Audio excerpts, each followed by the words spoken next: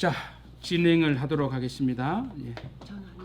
자, 우리 아모스 1장 우리가 3절 자 다메섹 여기 세부적으로 살필 필요 없습니다. 왜냐하면 초점이 여기 있나 아니니까 중요한 것만 언급하고 넘어갑시다. 자, 이 다메섹이라 이 다메섹 아람의 수도 다메섹이 나오는데 자 여기 보면 이 다메섹의 죄를 지적할 때 3절 하반절에 보면 이렇게 나오잖아요. 왜냐하면 저희가 철 타작기로 타작하듯이 길앗을 압박하였다 이렇게 말씀하고 있습니다. 그렇죠? 자, 우리가 지도를 보면 알지만 그 다메섹 아람 밑에 나오는 게 뭐예요? 여기 보면 길앗이라고 하는 게 등장하고 있습니다. 길앗이라고 하는데 요단강 동편에 가장 비옥한 길앗의 항류 이런 말 들어보셨어요?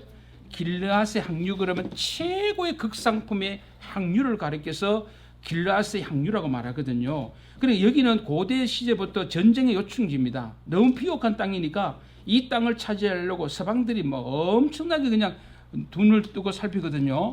여기가 지금 골란고원, 지금도 여전히 분쟁의 지역으로 남아있는 곳인데요.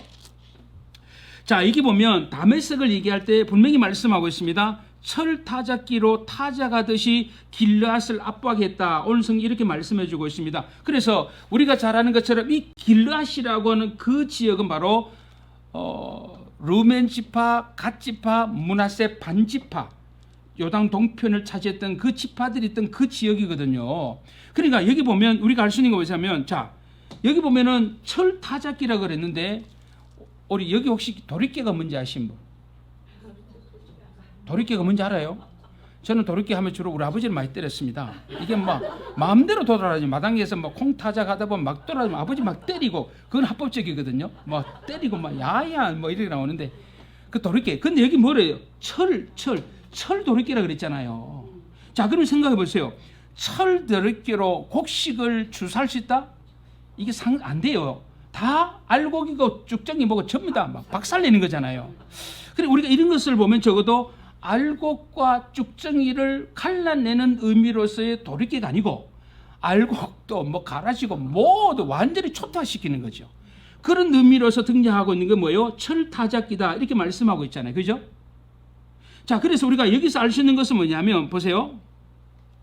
저희가 철타작기로 차다가듯이 길앗을 압박하였으며 이렇게 말씀하고 있으니까요. 우리가 적어도 여기서 알 수 있는 것은 뭐냐면 조금 전에 말씀드린 것처럼 이 다메섹의 죄다라고 말해서 딱 한 가지라고 말씀드린 거. 그게 뭐냐면 폭력성이라고 하는 무자비한 폭력성이다라고 얘기를 할 수가 있습니다라고 하는 거죠. 그래서 결국은요. 이들은 자기 자신의 이득을 위해서라면 모든 이스라엘 백성들의 뭐예요? 씨를 말라버리는 거죠.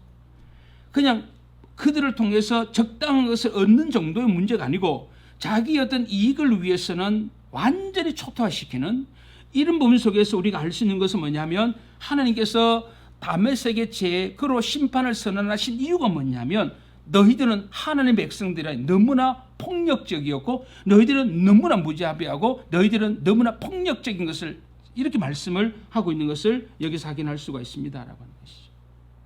그런데 이들을 향하여 4절에 보니까 내가 핫사엘의 집에 불 이렇게 등장하죠. 여기 핫사엘 베나탓 이게 나오는데요. 이것은 이스라엘을 가장 참혹하게 압제했던 왕이라고 할 수 있는데 불을 내린다. 그런데 여기 이스라엘의 주변에 7개 나라 심판할 때 전부 등장한 게 불입니다. 읽어보셨죠? 전부 불을 보낸다, 불을 놓는다. 계속 불이에요. 그럼 여기서 말한 불은 뭐냐면 전쟁을 상징합니다. 아셨죠? 전쟁. 그래서 무서운 파멸을 가져오게 될 전쟁. 그래서 전쟁으로 인하여 오는 완전한 패배, 완전한 파멸. 이것을 오늘 여기서 불 이렇게 말씀하고 있습니다. 그래서 모든 하나님의 심판은 불로 인하여 이루어진다라고 하는 것을 여기서 확인할 수가 있습니다. 라고 하는 것이죠. 그래서 적어도 우리는 다메섹이라고 하는 이 나라의 지약은 바로 자기 자신들의 이익을 위하여 이스라엘 백성들의 씨를 말리는 그들의 잔인성과 폭력성을 하나님께서 고발하고 있고 결국은 전쟁을 통하여 하나님을 그대로 완전히 파멸시켜버릴 것이다. 이렇게 말씀을 해주고 있습니다.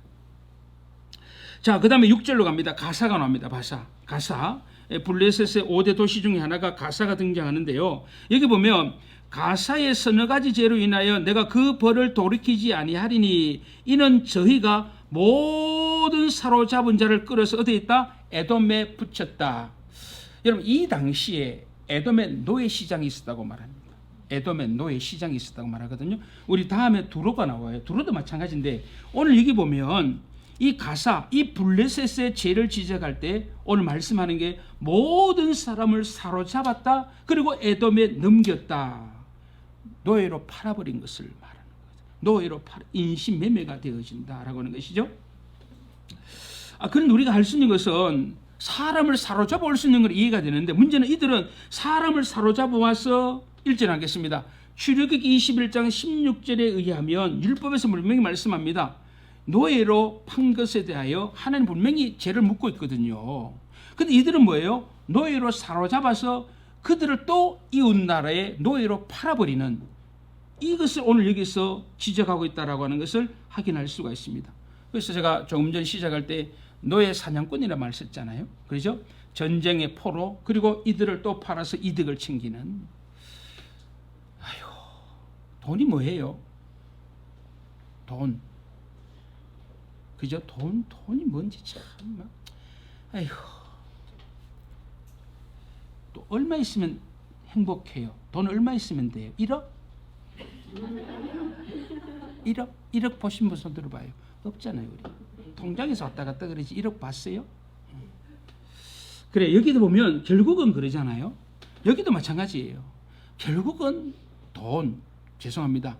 인간의 이득이라고 하는 인간의 욕심이라고 하는 이것을 한 생명의 가치는 완전히 짓밟아버리는 그런 인신매매에 대한 부분을 사람 팔아버린다. 여러분 서구 열강들이 참 나쁜 짓을 많이 했잖아요. 그때 식민지 정책을 하면서 얼마나 나쁜 짓을 많이 했어요.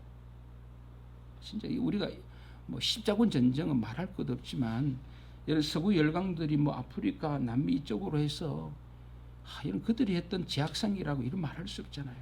뭐 거기 인권에도 있고 뭐 어디 있습니까? 완전 노예를 뭐 우리 그런 거 입에 담을 수가 없는 정도. 그러니까 오늘 여기 나오는 이 가사의 죄가 뭐냐? 바로 그거라는 거죠. 하나님 형상대로 지음받은 사람을 무참하게도 짓밟아버리고 인신매매에서 자기 이득을 챙기고 유익을 챙기는 그 죄를 하나님 들춰내고 있잖아요. 아모스를 통하여 분명하게 들춰내고 있는 것이고 여기서도 7절에 보니까 불을 보낸다. 이렇게 말씀을 해주고 있습니다.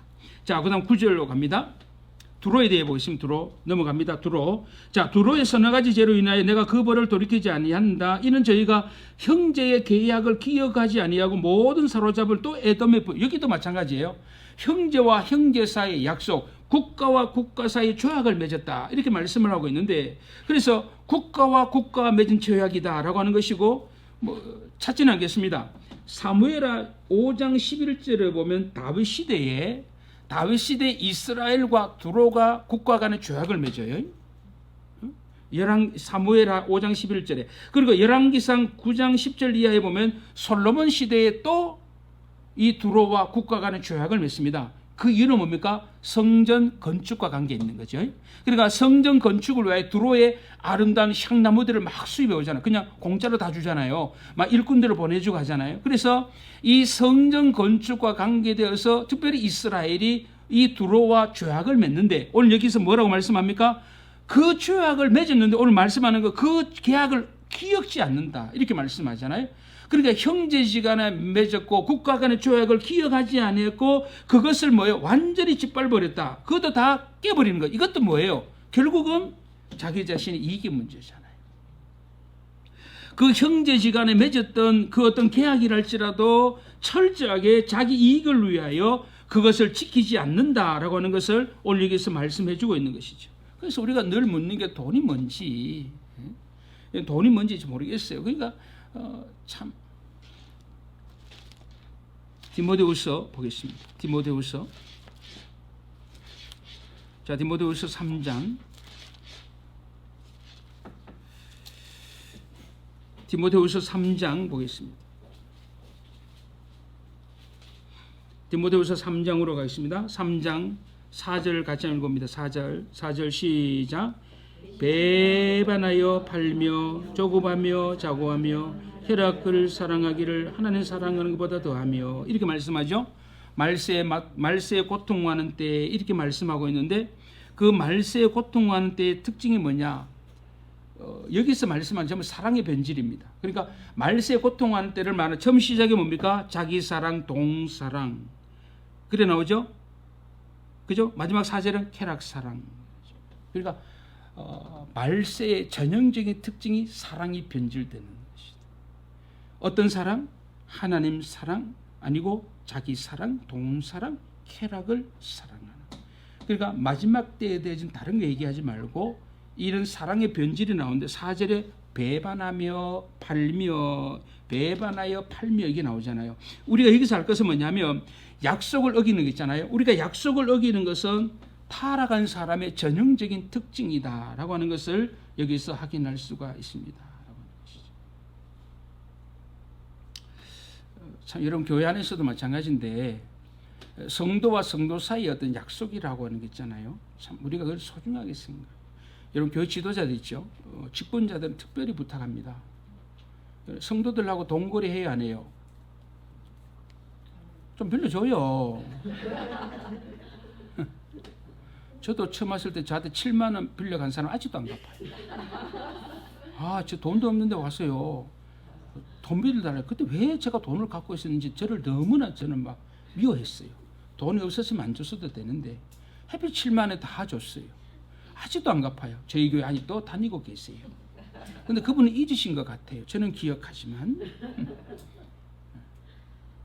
그럼 우리가 성도 사이의 약속이라고 하는 게 있잖아요. 약속. 성도 사이 동거래 안 하는 게 원칙이죠. 그러니까 항상 얘기하잖아요. 빌려주고 안 받아도 좋을 정도만큼만 빌려주세요. 빌리러 오거든 무조건 어디다 쑥딱 자르지 말고요. 내가 당신에게 한 2만 원 정도 빌려줘도 내가 시험 안 들겠다 싶으면 2만 원 빌려주고 하지 마세요. 그러면. 그리고 죽은 잊어버려야 됩니다. 잊어버려야 되고 왜냐면 이런 문제가 교회 안에 참 저희 교회도 처음 왔을 때 이런 문제를 굉장히 얽히고 설켜서 참 힘들었거든요. 알고 보니까 다 걸려있는 거예요. 돈이요. 그 다 떠나요. 교회를. 그리고 중직자일수록 이 동거래 문제는 진짜 지혜롭게 하시대요. 진짜 빌리러 올 수 있습니다. 여러분 그럴 때 참 안 빌려주면 왜 장로님 목사님 근데 어떻게 안 빌려줘요? 교회 안 나오면 어떻게 해요? 그분 그 교회 안 나온다니까 목사님 빌려주는 거예요. 얼마나 겁나는 얘기인데요. 근데 우리가 그런 거 있을 때 여러분 얼마든지 불쌍하고 어려운 거 도와줄 수는 있습니다. 그러나 그것으로 시험 들지 않도록 해야 되는데 우리 성도의 약속을 참 귀하게 생각해야 돼요. 아셨죠? 미안하다만 기억 안 나는데 이거 끌지 말고요. 이런 교회 안에 있을 때 이런 부분에서 올리기잖아요. 이 두로의 가장 큰 문제는 뭐냐면 형제와 약속을 다 어겨버린다. 그리고 역시 뭡니까? 그 형제를 인신매매로 팔아버리는 거죠. 약속다리는 죄악다리는 아무렇지도 않게 생각한다라고 하는 것을 여기서 확인할 수가 있습니다라고 하는 것이죠. 로마서 1장 31절 그 말씀에도 보면 이런 말씀이 등장하는데요. 자, 로마서 1장으로 가서 자, 우리가 누누이 들었던 말씀이 있는데 우리 하나님께서 내어버려 두신 하나님 방치하시는 게 나오죠. 무관심, 사랑의 반대말은 뭐라 그러죠? 무관심이란 말이야. 사랑의 반대는 미움이 아니고요. 무관심이거든요. 근데 하나님이 내어버려 두십니다. 하나님이 내어버려 두시니까 어떤 일이 벌어지냐 보면 31절에 보면 배약하는 자요. 이렇게 말씀하거든요. 그러니까 하나님으로부터 내어버린 자들의 가장 특징이 뭐냐라고 했을 때 오늘 얘기 나와요. 역시 약속의 문제를 언급하고 있다는 거죠. 그러니까 저분이 얼마나 믿음이 좋은 사람입니까? 라고 하는 것은 이런 것으로 드러나는 거죠. 믿음이 좋다고 말할 때 우리 흔히 말하는 것처럼 위로 하나님만 바라보고 그 문제가 아니고 성도와 성도 사이의 약속을 이분이 얼마나 친절하게 친밀하게 잘 지키느냐라고 하는 것도 귀하게 보고 있다. 그런데 오늘 말씀이 있잖아요. 두로는 형제와 약속을 우습게 하는 겁니다. 자기 이득을 위해서는 언제든 약속을 파기해버린다. 이것을 오늘 지적하고 있잖아요. 그렇죠? 그래서 오늘 여기 계신 성도님들은 교회에서나 어디서든지 간에 형제와의 약속은 시간 약속도 마찬가지고 항상 시간 약속이라는 것도 내가 잘못하면 저 사람이 나로 인하여 시간에 손해를 본다는 거잖아요. 여러분 잘 알지만은 비행기 타봐요. 비행기 1분이 얼마나 귀한지 알잖아요. 우리가 사람 사이 약속이라고 꼭 맞는데 교회 보면 꼭 약속 시간 안 지키는 분이 권사님들 보면서 우리 교회도 그래. 꼭 그분은 3분 뒤에 오셔요. 변함이 없어요. 그거는 아주 얼마나 변함없고 신실하신 분인지 몰라요. 그래서 우리가 하나님과 사람 부분 속에서 이런 부분을 소중하게 생각해야 된다라고 하는 것이고요. 자, 그다음 네 번째로 에돔을 가겠습니다. 자, 오늘 에돔에 보면 여기서 에돔이라고 하는 것은 형제, 이스라엘과 형제 관계를 생각을 해야 되는데요. 참 한번 봅시다. 자, 아모스로 가서, 자, 아모스 11절로 가겠습니다. 11절 시작.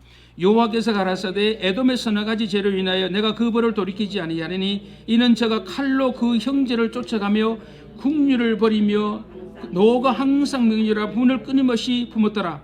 에돔은 누가? 야곱의 형제 중에 에서의 후손, 야곱의 형제 에서의 후손이잖아요. 찾아나겠습니다. 민수기 20장을 꼭 읽어보면 이스라엘 백성들이 가나안에 진군하잖아요. 이 에돔 땅을 지나가야 되는데 그들이 에돔 땅을 지나가면서 뭐라고 말합니까? 모세가 너희들이 형제다. 우리는 너희 형제다. 하나님도 신명기 2장 4절에 너희 동족이다 이렇게 말씀하고 있거든요. 그러니까 에돔과 이스라엘이 형제국이라 이 말입니다. 근데 형제 국가인데 이들은 뭐예요? No, 안 된다. 칼을 들고 막 못 들어오게 하잖아요. 그래서 이 에돔 족속은 이스라엘의 총회도 못 들어와요. 얼마나 하나님께서 진노하신지를 여기서 말씀하고 있거든요. 그리고 오늘 이게 말씀하는 것도 뭐예요? 형제를 쫓아가며 국률을 버렸다 이렇게 말씀하고 있습니다. 여기 보면 국률이라고 하는 단어가 있는데요. 이 국률이라는 단어가 헬라어로, 히브리어로 따라합시다. 레헴. 이 레헴이라고 하는 것은 자궁이라는 뜻입니다. 태라는 뜻이에요. 이해되죠? 그러면 우리가 성경에서 말하는 형제는 뭘 말하는? 인간이 사람이 어떻게 형제가 되느냐? 어머니가 같아야 됩니다. 어머니가 같을 때 형제가 되는 거죠. 그래서 여기서 말씀하고 있는 것처럼 국리를 버렸다. 이 말은 이걸 버린 거예요. 한 어머니됨을 포기하는. 그래서 오늘 말씀하잖아요. 오늘 말씀에 있는 것처럼 그들은 뭐예요? 형제를 쫓아가며 국리를 버렸고 노가 항상 명렬하며 이렇게 말씀하고 있잖아요. 오늘 여기서 말씀하고 있는 것처럼 한 어머니에서 태어난 자녀, 그리고 그 형제끼리의 정, 그 정을 무슨 정이라 그러죠? 무슨 정이라 그래요? 혈육의 정이라고도 말하고 또 뭐라 그래요? 그 우리가 많이 쓰는 것처럼 그 이 단어도 많이 쓰잖아요. 골육, 그다음 뭐죠? 지친이란 말 쓰죠. 한 어머니, 그러니까 한 어머니의 한 어머니의 태어서 태어난 형제들 이렇게 말씀하고 있는데 결국 이들은 뭐 국리를 버렸다 이 말. 형제됨에 대한 것도 완전히 포기를 해버리고 뭐했다? 오늘 말씀에 있는 것처럼 그들은 또 잔인하게 무엇으로 나타나고 있습니까? 오늘 말씀에 있는 것 또 뭐가 등장해요? 이는 칼이 문제네. 칼로 쫓아가며 분노 이렇게 말씀하고 있잖아요. 그러니까 형제에 대한 증오심이 극에 달하였다 이렇게 말씀하고 있죠. 형제에 대한 증오심. 왜요? 시기심과 열등감이다 라고 하는 것이죠. 시기심, 열등감이다. 그래서 성도 여러분, 우리가 예수를 믿으면 자존감은 회복하셔야 됩니다.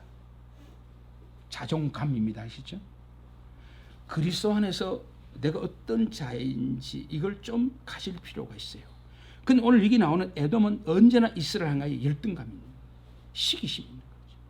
그래서 이들은 뭐 하는 겁니까? 오늘 말씀에 있는 것처럼 잔인하게 또 칼을 들고 형제, 고력지친이라고 하는 형제를 죽이는, 그렇게까지 증오했던, 미워했던 이들의 죄를 하나님이 들춰내고, 우리가 이런 거 보면요, 우리가 있잖아요, 세상에 불신자들을 볼 때 너무 속상할 필요 없어요. 왜? 하나님이 오늘 말씀 보셨죠? 그들의 죄악을 다 들춰내십니다. 하나님을 숨길 수가 없어요. 어떤 죄를 지었는지 샅샅이 다 들춰내고 있는 것을 여기서 확인할 수가 있습니다. 자, 그 다음 13절 암몬 족속의 죄가 나옵니다. 자, 여기 암몬이 나오고 그 다음에 2장 1절에 모압이 나옵니다. 자, 모압과 암몬 그러면 우리가 딱 생각나는 게 뭡니까?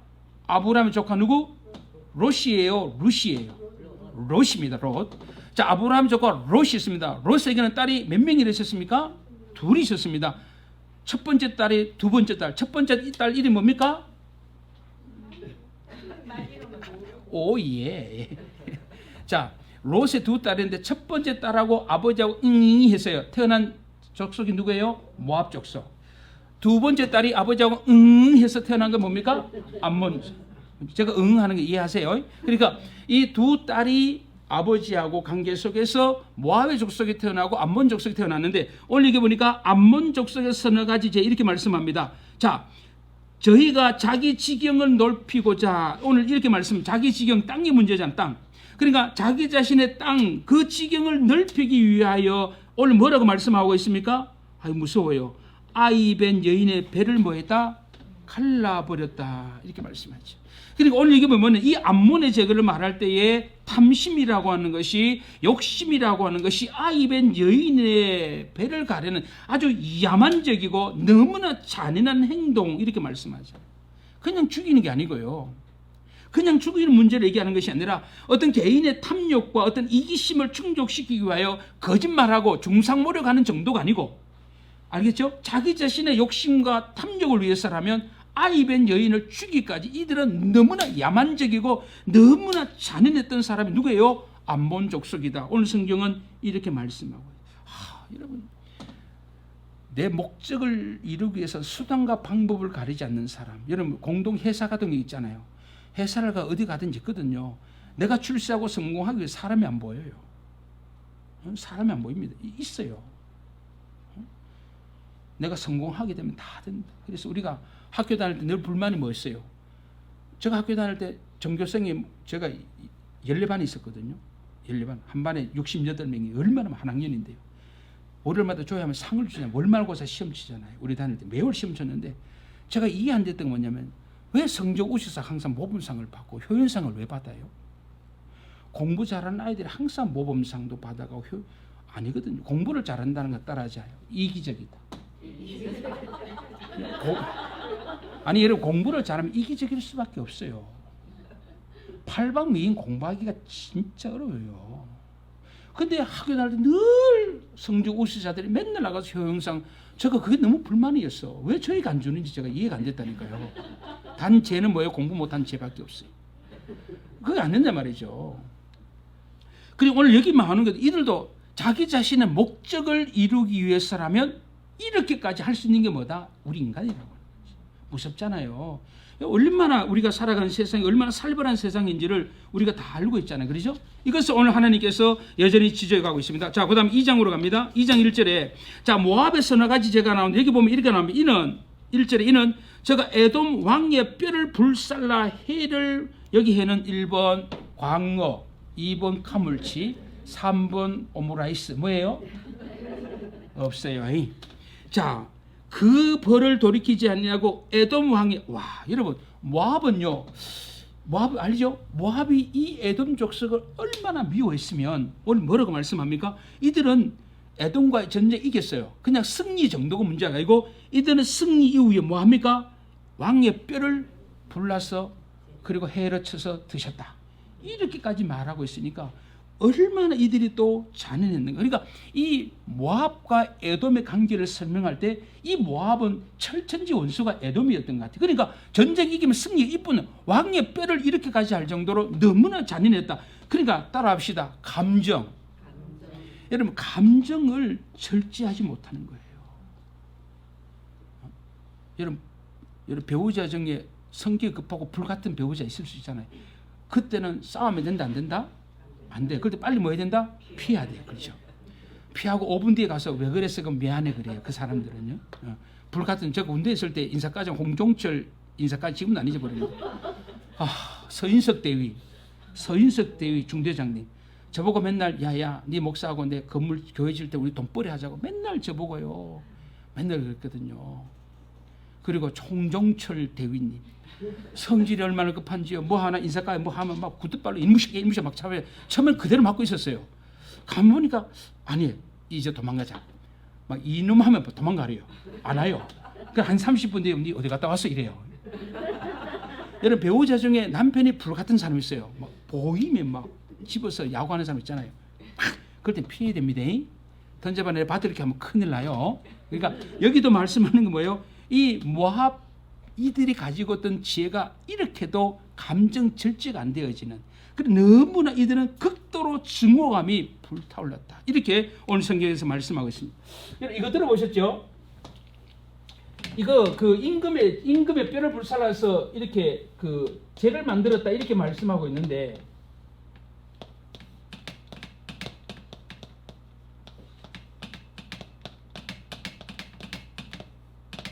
한문을 못 써도 이해하시기 바래요. 이거 들어보셨죠? 몰라도 돼요. 모른 척 해주는 게 일대는 저를 도와주는 거예요. 조선에 여러분 7대 왕이 세조 수양대군 있잖아요. 여는 수양대군 그러면 노상군 단종 있죠? 제가 휴가 때 여름에 영월 단종 그거 가봤거든요. 그 수양대군이 어린 조카 단종을 몰아내고 왕이 임금이 되었잖아요. 근데 이 수양대군 세조의 삶을 보면 정말 비참하거든요. 정말 비참하거든요. 그러니까 어떤 학자들은 뭔 얘기하냐면 그 단종을 죽은 그 죄책감이 너무나 심해가지고 밤마다 엄청난 악몽을 꾸고 살았대요. 근데 그 악몽의 주인공이 뭐냐면 그 단종의 어머니, 그 단종 어머니가 형수가 되겠죠. 현덕왕후라 그러는데 이 현덕왕후가 꿈에 나타나서 세조 침을 뱉어버린 겁니다. 근데 그 침이 얼굴에 묻었는데 이게 커지고 이게 나중에 문둥병이 되어서 노년에 문둥병으로 죽었다고 하는 학설이 있어요. 근데 이 세조가 의경세자라고 하는 아들이 있는데 죽었거든요. 피부병으로. 근데 이게 뭐냐면 이 현덕왕후 그 여인 때문에 죽였다 이렇게 생각을 한 거예요. 세조가. 그래서 어떻게 했냐면 신하를 시켜가지고 부관참시한 거예요. 와, 형수님의 그 시신을 꺼내가지고 목을 자른. 이게 그거거든요. 부관참시한다는 얘기거든요. 여러분 그러니까 연산군 때 제일 심했다고 말합니다. 그 얼마나 미워했으면 죽은 사람의 시신을 끄집어내고 목을 자르고 사람을 두 번 세금 죽을 수 있느냐. 한 명이가 이렇게 죽었거든요. 한 명이 위험자라는 것처럼. 그리고 오늘 여기 말씀하는 것도 이 모압이라고 한 이 족속이가 이 증오심이 얼마나 이 에돔이라고 한 이 족속 이렇게까지 해서 잔인하게 짓밟았다는 사실을 오늘 하나님께서 알고 들춰내고 있다는 것을 여기서 확인할 수 있는 겁니다. 아시겠죠? 자, 그 다음에 넘어갑니다. 자, 그 다음에 넘어가서 마지막으로 오늘 4절에 보면 뭐가 등장하면 유다가 등장하는데, 자, 유다의 서너 가지 죄로 인하여 이렇게 말씀하는데, 자, 유다의 죄를 말할 때 보니까 여호와 율법을 멸시 지키지 아니하고 그 열조에 따라가는 거짓 것에 미혹이 되었더라. 오늘 이렇게 말씀을 하고 있습니다. 자, 우리가 알고 있는 것처럼 여기 거짓이라고 있는 거 거짓이라고 하고 있는데요. 이건 뭐냐면 따라합시다. 카자브. 이 거짓이라고 번역은 이 카자브라고 하는 것은 우상입니다. 우상. 그러니까 유다가 하나님의 율법을 멸시했고 두 번째는 뭡니까? 이들은 우상을 숭배한 죄를 하나님께서 오늘 말씀을 통하여 지적하고 있다는 것이죠. 그것이 바로 유다의 죄다 이렇게 말씀하고 있잖아요. 그래서 오늘 여기 말씀하고 있는 4절까지 말씀을 통해서 하나님은 이스라엘만 남겨놓고 그 주변의 7개 나라의 죄들을 다 들춰내시면 봐라. 이들이 이런 죄로 인하여 하나님의 벌, 하나님의 징벌과 심판 이렇게 말하면서 이제는 뭐예요? 너희들 차례라고 하는 것을 오늘 여기서 들춰내고 있다는 것이죠. 자, 그래서 오늘 마지막으로 같이 한번 생각합시다. 우리가 우상숭배 있잖아요. 우상숭배죠? 우상숭배. 자, 우리가 우상숭배는 중요한 것은 뭐냐면 우리가 우상을 숭배하게 되면 우상을 숭배하는 사람은 우상이 되어버린다. 이게 이제 문제가 되어지거든요. 우리가 시간은 없는데 우리 한번 찾아보도록 그렇게 하겠습니다. 우리가 시편으로 한번 가보겠습니다. 시편. 자, 시편 94편으로 가겠습니다. 시편 94편. 자, 시편 94편 9절로 가겠습니다. 자, 9절. 길을 지으신 자가 듣지 아니하시라, 눈을 만드신 자가 보지 아니하시라. 이렇게 말씀합니다. 길을 지으신 분이 계시고 눈을 지으신 분이 계신다. 시편 115편. 자, 시편 115편으로 갑니다. 115편 3절. 115편 3절. 오직 우리 하나님은 하늘에 계셔서 원하시는 모든 을 행하셨나이다. 저희 우상은 은과 금이요 사람의 수공물이라. 입이 있어도 같이 읽어요. 시작. 입이 있어도 말하지 못하며, 눈이 있어도 보지 못하며, 귀가 있어도 듣지 못하며, 코가 있어도 맡지 못하며, 손이 있어도 만지지 못하며, 발이 있어도 걷지 못하며, 목구멍으로 소리도 못하느니라. 우상을 만드는 자와 것을 의지하는 자는 다 위 같다 그랬죠. 자, 넘어갑니다. 135편 가겠습니다. 시편 135편 15절. 15절 같이 읽습니다. 시작.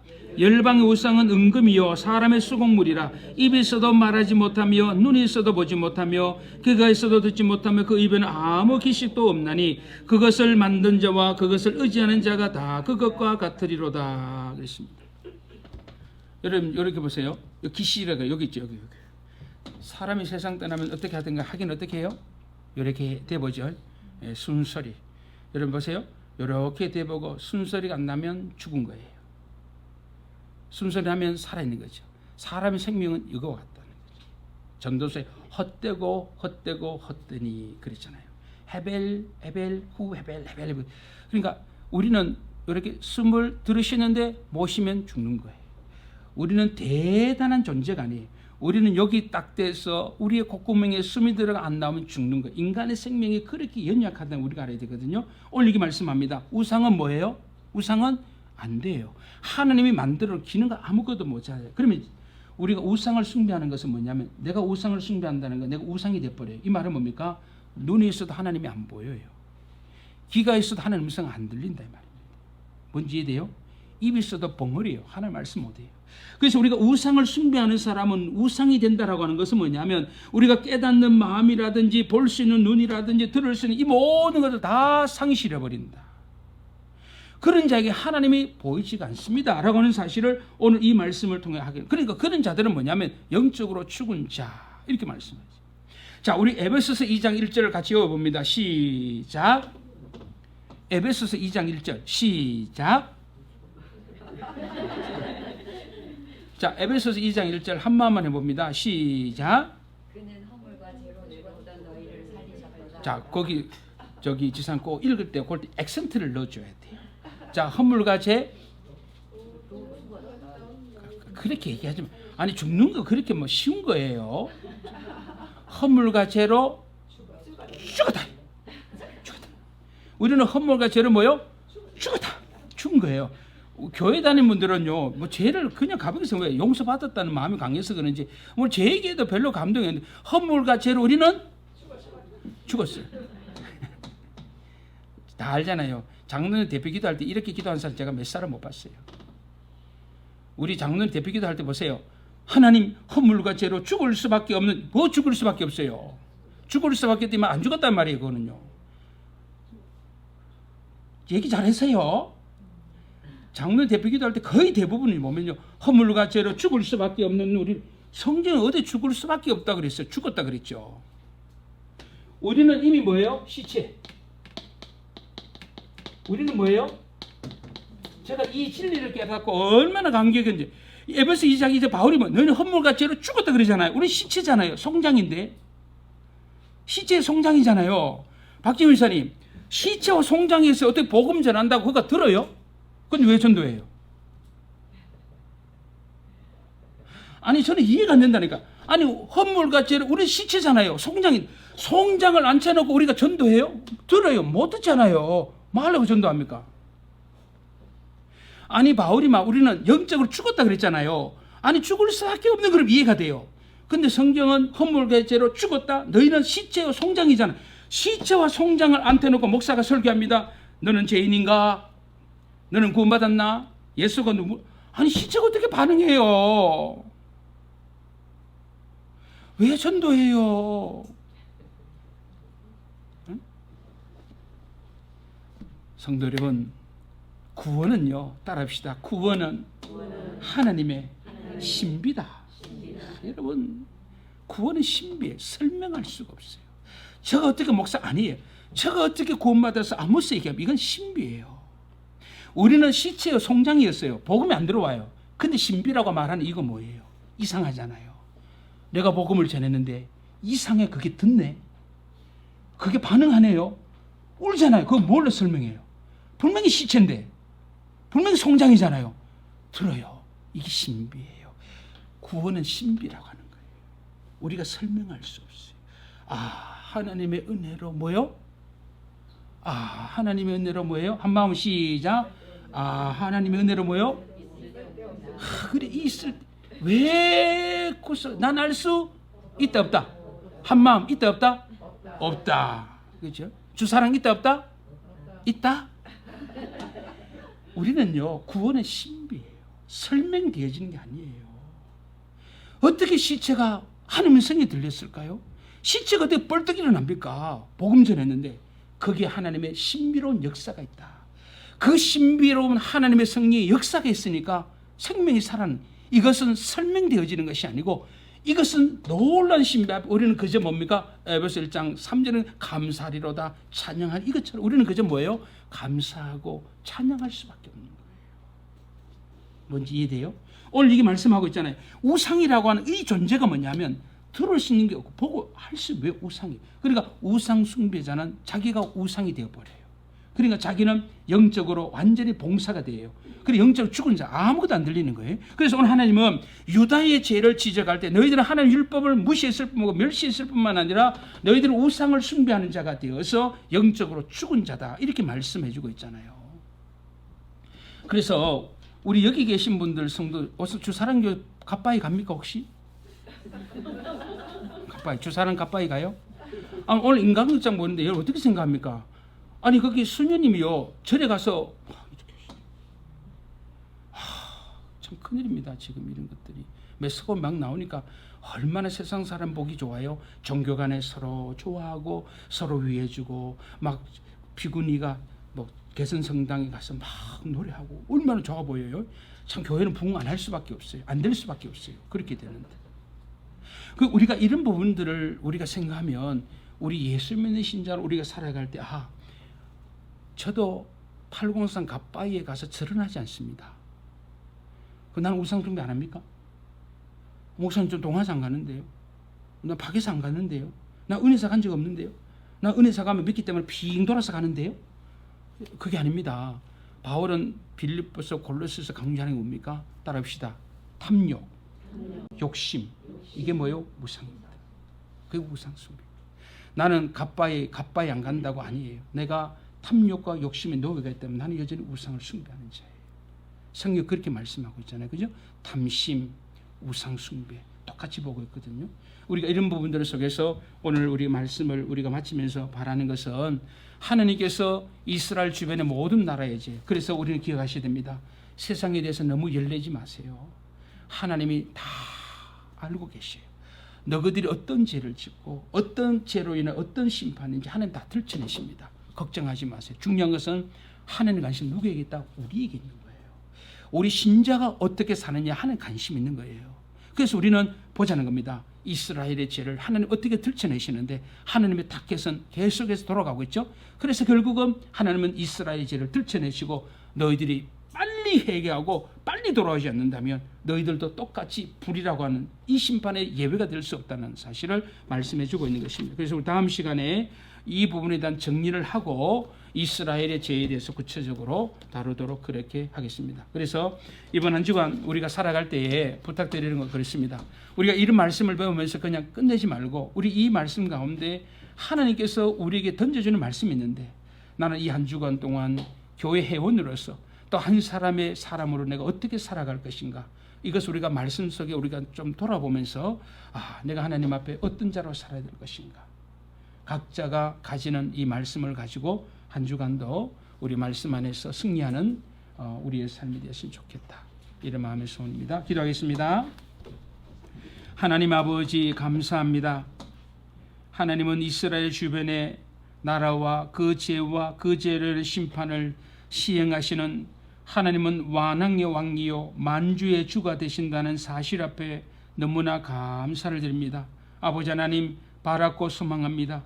우리가 연약하지만 어찌하든지 우리는 경건하고 구별된 삶을 살게 도와주시고 날마다 주님 앞에 엎드릴 때마다 제3의 은혜가 날마다 새롭게 도와주시고 제3의 은총으로 인하여 우리 마음속에 주님에 대한 사랑이 날마다 새로워지는, 우리의 속사람이 날마다 새로워지고 우리의 속사람이 주님의 은혜로 강건하게 도와주셔서 늘 주님과 동행하며 함께하는 삶을 통하여 주의 영광 드러내는 저희 모두가 되게 하시고 또한 저희들의 섬기는 가정과 또 교회와 하시는 모든 일들 속에 하나님 함께 하셔서 우리가 어떤 모습을 통해서라도 주님의 영광을 드러내며 살아갈 수 있는 저희 모두가 되어지기를 원합니다. 다시 만나는 그날까지 주님께서 늘 평안과 행복 가운데 인도하여 주시옵소서. 감사합니다. 우리 주 예수 그리스도의 이름으로 기도드리옵나이다. 아멘.